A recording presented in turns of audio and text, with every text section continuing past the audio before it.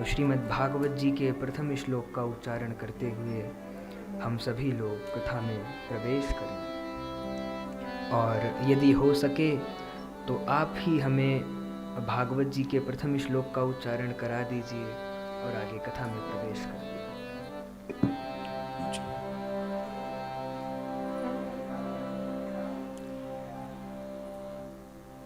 सच्चिदानंद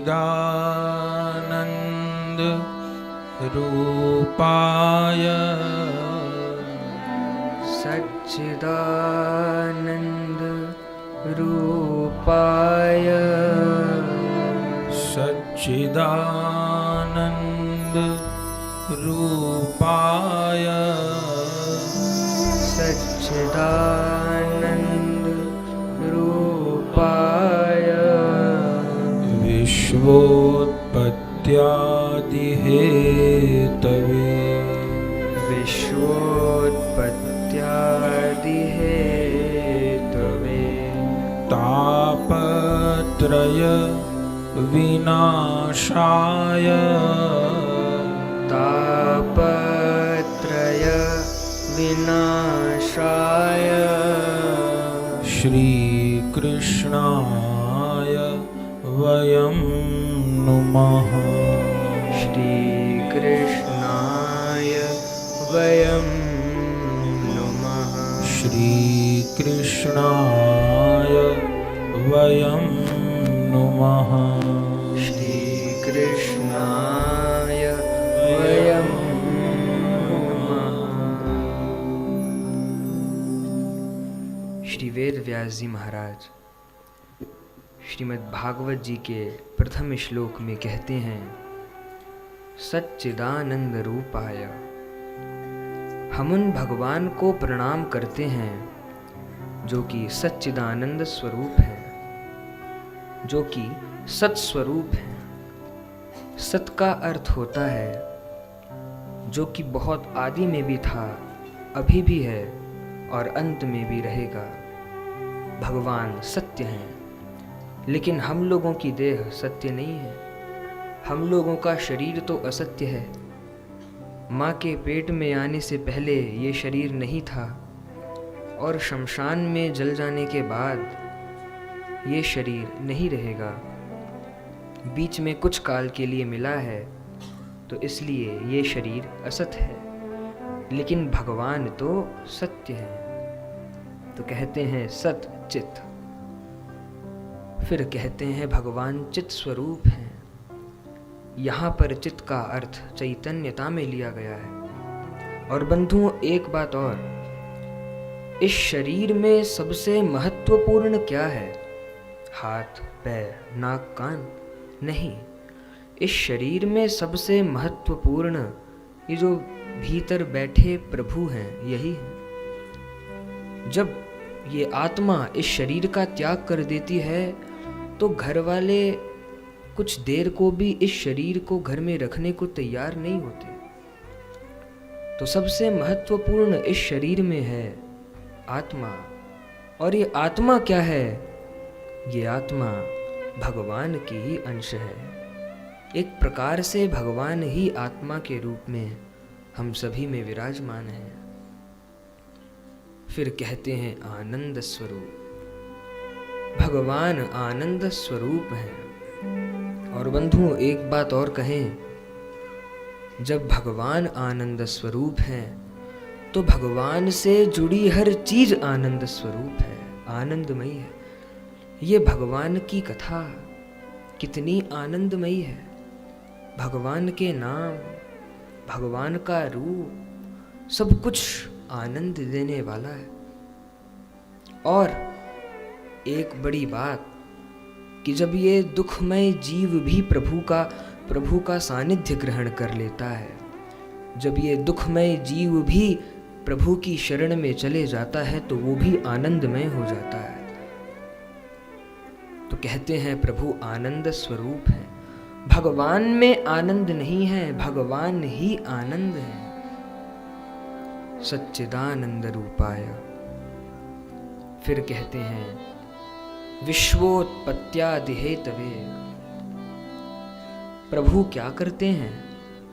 प्रभु इस सृष्टि को उत्पन्न करते हैं, फिर इस सृष्टि का पालन करते हैं और अंततः इस सृष्टि का विलय कर देते हैं। फिर तीसरे चरण में बताते हैं कि भगवान की शरण में आने के बाद होता क्या है। नहीं तो कोई पूछे भैया ठीक है भगवान विश्व की उत्पत्ति करते हैं, ये है वो है, लेकिन हम लोग क्यों आए भगवान की शरण में, हमें क्या मिलेगा। तो व्यास जी बताते हैं तापत्रय विनाशाय। भगवान की शरण में आने के बाद जीव के त्रितापों का नाश हो जाता है। बंधुओं वैसे ये संसार तो दुखालय है, पुराणों में इस संसार को दुखालय कहा गया है। प्रमाण आप देखिएगा, जब किसी नए जीव का प्रादुर्भाव होता है, जब किसी बच्चे का जन्म होता है इस संसार में, जब कोई जीव पहली बार इस संसार में आया, तो क्या वो हंसते हुए आता है या रोते हुए आता है? रोते हुए आता है। तो जब शुरुआत ही रोने से हो गई तो हम आगे प्रसन्न रहने की आशा कैसे कर सकते हैं। तो वैसे तो ये संसार दुखालय का अर्थ है जहाँ पर दुख मिलता है। जैसे भोजनालय में भोजन मिलता है, पुस्तकालय में पुस्तक मिलती है, इसी प्रकार दुखालय में दुख मिलता है। ये संसार तो दुखालय है, लेकिन जो जीव भगवान की शरण में आ जाते हैं उनके समस्त दुखों का, समस्त तापों का, समस्त कष्टों का शमन हो जाता है, नाश हो जाता है।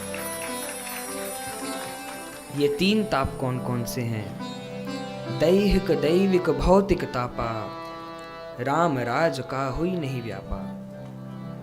3 प्रकार के ताप हैं। पहला ताप दैहिक ताप। दैहिक ताप का अर्थ है ये जो देह से हमें ताप मिलते हैं, देह में जो कष्ट होते हैं, अथवा देह के संबंधियों से संबंधित कष्ट, शरीर में कुछ पीड़ा है या देह के जो संबंध हैं, माता ने कुछ कह दिया, भाई ने कुछ कह दिया, उसने कुछ कह दिया, इस सब को कहते हैं दैहिक ताप। दूसरा भौतिक ताप। भौतिक ताप का अर्थ है वस्तु अभाव जनित दुख। हम ये सोचें कि हमारे पास इतना धन होता तो हम सुखी होते, हमारे पास ये होता तो हम सुखी होते, इसको कहते हैं भौतिक ताप। और तीसरा है दैविक ताप। दैविक ताप जो कि हमें देवताओं के द्वारा प्राप्त होता है। कभी शनि की 7.5 है, कभी कोई है। तो भगवान की शरण में आने के बाद इन तीनों तापों का नाश हो जाता है। बोले कैसे?